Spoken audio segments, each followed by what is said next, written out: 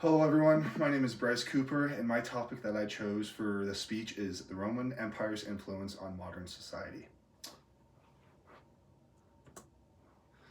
Yeah, so when you think of ancient Rome, most people picture gladiators, rulers, kings, even military leaders. But Rome is not just something from the past, it has left a huge influence on modern society. Ancient rulers or kings that you might think of, Julius Caesar, he was a very good and well-known military leader. Um, Other things like the Gladiator movie, I'm sure that's what you guys think about when you hear ancient Rome. But in fact, they have influenced the modern world and society in multiple different ways.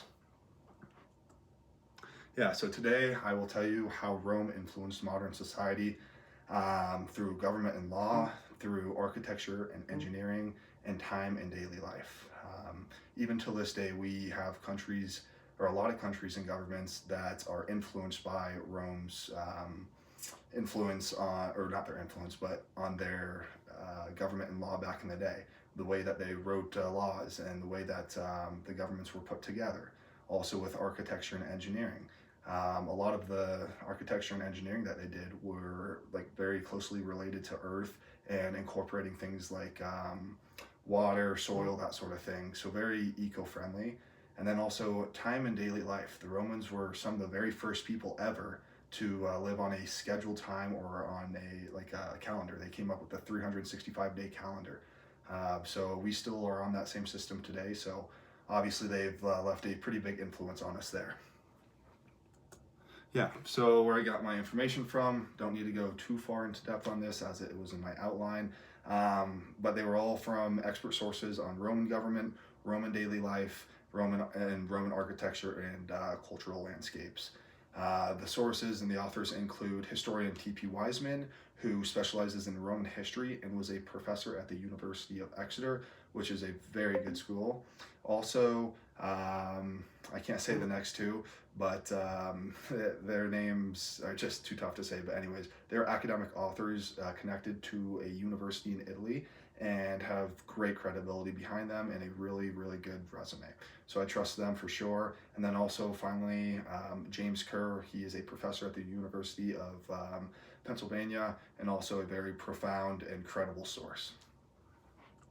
So yeah, getting into it, government and law. Rome influenced ideas such as republic, citizenship, public rights, and limits on one ruler's power. I mean, you still see this in a ton of different governments today. There's not just one ruler, right, or one king, one president. There's a Senate, there's a Congress, there's divided power. And again, this came all the way back from the ancient Rome. Expert source, like I said, T.P. Wiseman, very credible, but he explains that the Roman people and the Roman Republic were almost synonymous. So this really shows how closely the government was connected to the people. It wasn't just about the president or one person who was the ruler, it was about everybody collectively. Wiseman also describes the Roman Republic as having an absence of royal power. So yeah, basically what I just said.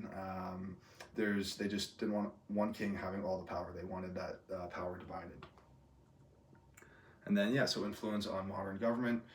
Roman ideas still appear in modern governments. Example, obviously the United States. We have, like I said, a Senate, elected leaders, a president, congressmen, right? So a lot of divided power, and then of course written laws. Again, the politics and the laws aren't necessarily the same, but the idea behind the written laws and holding people accountable and then also having divided power is all the same idea. Also, architecture and engineering. Gosh, they have some very beautiful buildings over there in Italy. This over here is a very famous church, and then this here is the Colosseum in Rome, where, gosh, it was a very useful and strong building. There was a lot of architecture and engineering that went into the Colosseum.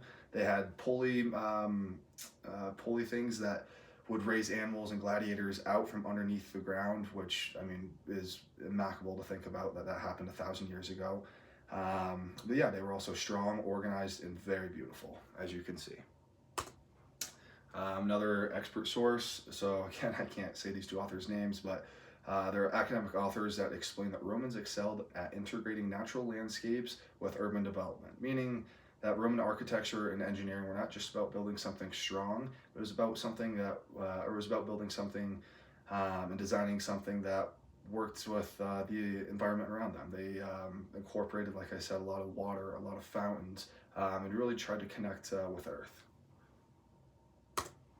And then influence on modern society.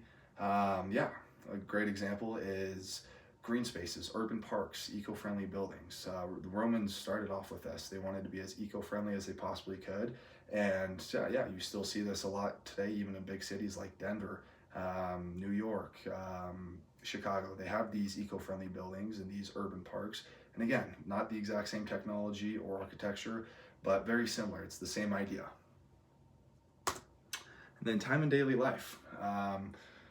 So yeah, Romans were, or most Romans ate out actually almost every single day, and that was because fires and that sort of thing inside their small houses. So they didn't want people cooking and taking a chance of burning down the house. So, or the apartment buildings, which most of them lived in. So they would go out and eat on the road. And again, that was all by schedule and by time. In the morning at 8:30 they would eat, and then so on and so on throughout the day, lunch and dinner. So yeah, time and just the way that they spent their daily life. They organized public events, government duties, religious activities, and even daily routines. And then just their modern influence on time, or their influence on modern time. Calendars, clocks, like I said, they created the calendar for 365 days, and we still use that today. They have different meetings at different times, and of course it's not the exact same time as us, but we schedule all our work weeks and school weeks around time and schedules. So this whole idea dates back to ancient Rome. And yeah, thank you so much for your time. We'll see you later.